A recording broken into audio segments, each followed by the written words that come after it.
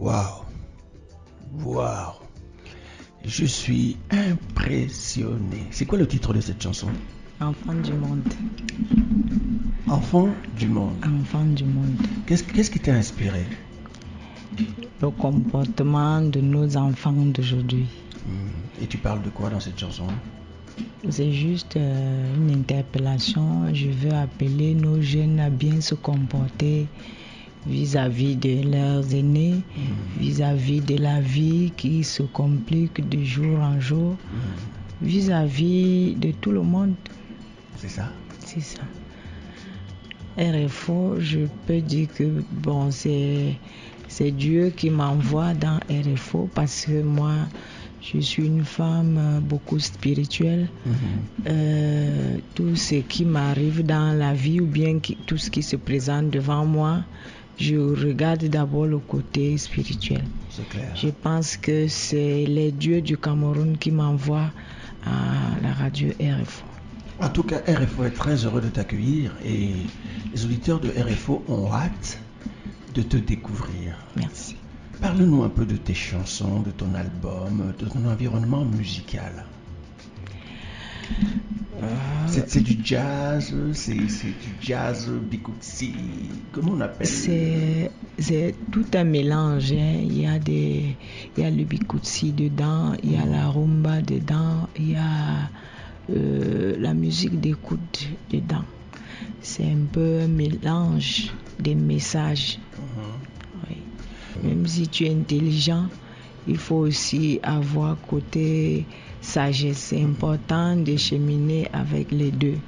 Parce que si tu es seulement intelligent et que tu n'es pas sage, tu vas te foirer le pied devant. Aïe, aïe, aïe. Il faut les deux pour avancer, pour avoir l'équilibre. Tu as parlé de 9 titres. Dans tes 9 titres, tu peux nous décortiquer un peu juste les prémices, hein, quelques... La deuxième chanson parle de la vie. Vis ta vie. Ne te préoccupe pas des autres. Vis ta vie comme elle se présente devant toi. Ne cherche pas à tricher, ne cherche pas à copier les autres. Fais ce que tu as fait pour être un modèle pour les autres. C'est clair. Parce que chacun vient pour laisser son identité sur terre. Tu dois laisser ton nom comme les autres l'ont fait.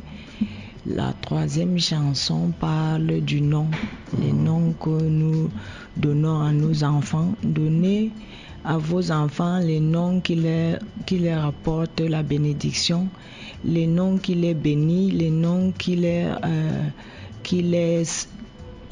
aident. Parce qu'il y a certains noms qu'on nomme, on ne sait pas après ce qui se passe. L'enfant vit que le calvaire. C'est clair. Ça devient la croix pour lui, sans savoir que c'est juste le nom qu'il a porté là, qui lui donne toute la poisse du monde. Il faut bien nommer vos enfants. Ce n'est pas parce que ta mère ou bien ton père, tu dois seulement forcément le nommer s'il n'a pas été une bonne personne de modèle. Ce n'est pas parce que c'est ta mère que tu dois forcément lui donner le nom, nommer ton enfant. Tu dois donner le nom, tu peux mixer. Ça fait que si le nom que toi tu donnes veut venir influencer l'enfant, l'autre deuxième nom va casser le rythme.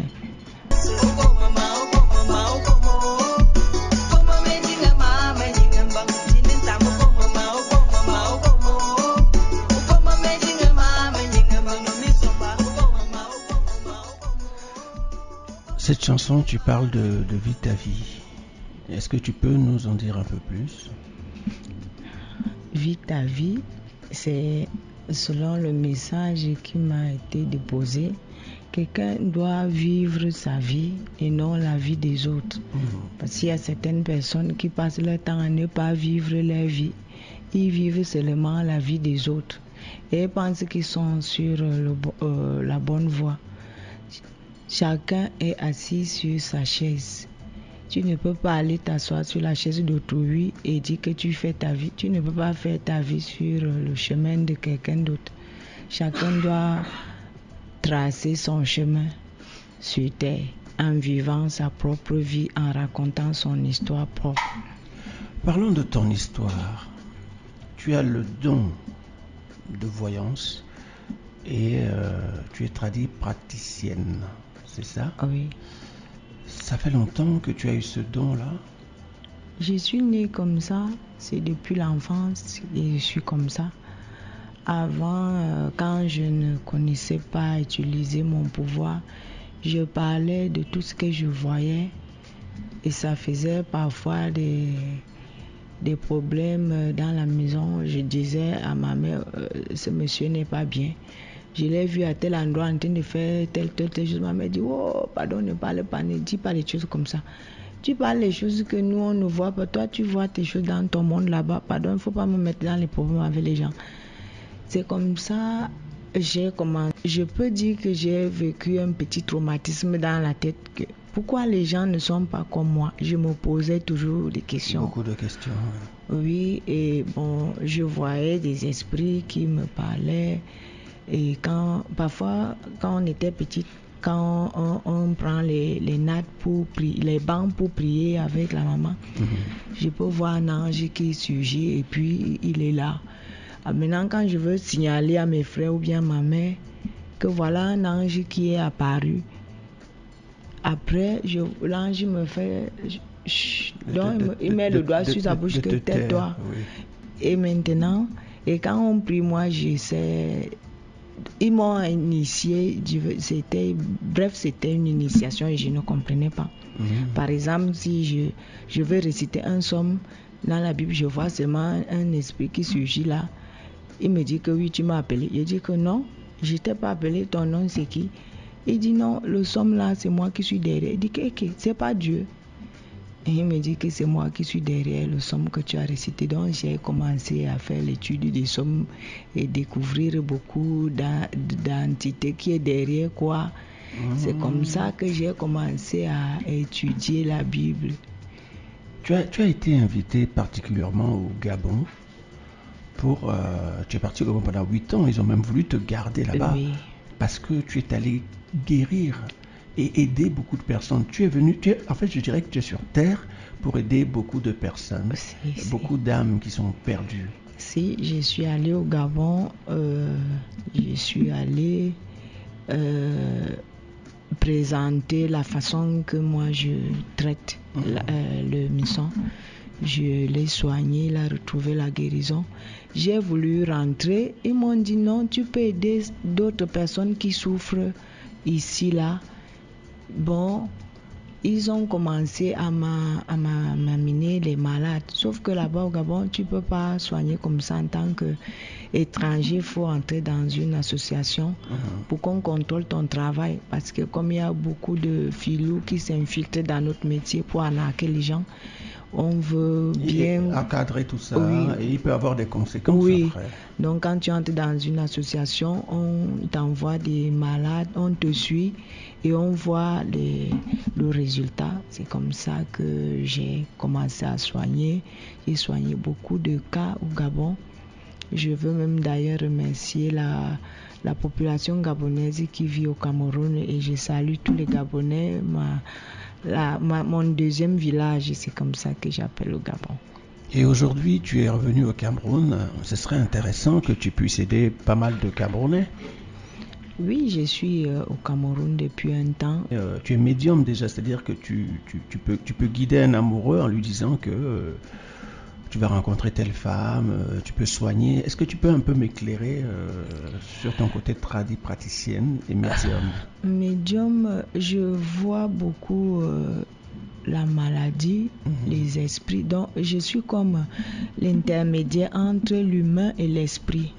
J'écoute ce que l'esprit me dit de transmettre à l'humain et je constate que beaucoup de gens ont mélangé la religion et la spiritualité.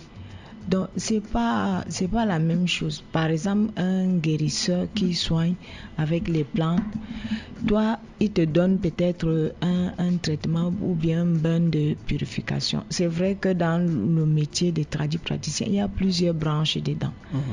tu es quelqu'un qui soigne seulement les enfants, tu t'occupes que des enfants. Si tu es quelqu'un qui s'occupe seulement des ventes des femmes qui veulent enfanter, tu vas seulement soigner cela. Mais il y a beaucoup de guérisseurs qui mélangent tout. Ça fait que et on est perdu, on ne sait même plus où on va. Chaque guérisseur a sa spécialité, il connaît ce qu'il fait exactement. Tu ne peux pas tout soigner parce que tu n'as pas la signature. Par exemple, si tu veux soigner le menson comme je soigne, c'est mon frère qui soignait le menson. Donc la grand-mère mourante, c'est la grand-mère qui soignait dans la famille. Donc c'est inné.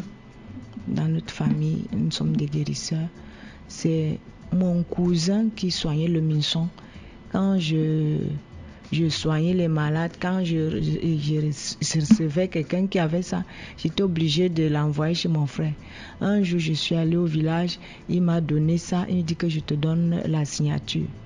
Donc tu ne peux pas soigner le ventre d'une femme si la personne qui t'avait donné n'a pas mis la signature. Tu ne peux pas te lever, tu peux pas accueillir les écorces, tu dis que je viens soigner. Il y a beaucoup de gens qui pensent qu'ils soignent. Ils ne soignent pas, ça ne va pas partir. Ça peut seulement se calmer. Comme tu n'as pas la signature, tu ne peux pas finir cette maladie-là. De toute façon, tu reviendras vendredi. D'accord. Tu es réinvité à RFO vendredi pour vraiment rentrer en détail sur tes compétences de tradipraticienne. Les auditeurs peuvent te joindre à quel numéro? Sur le 658 47 29 61.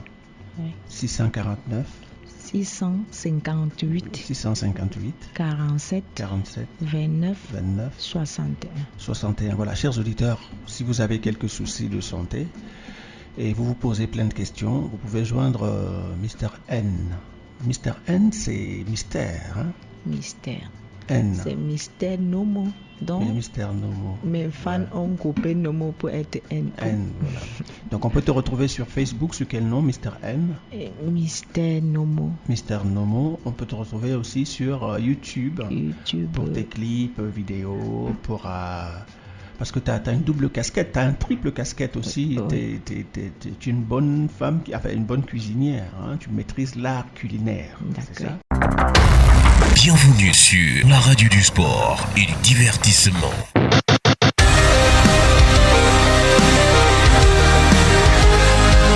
Bienvenue sur votre radio RFO.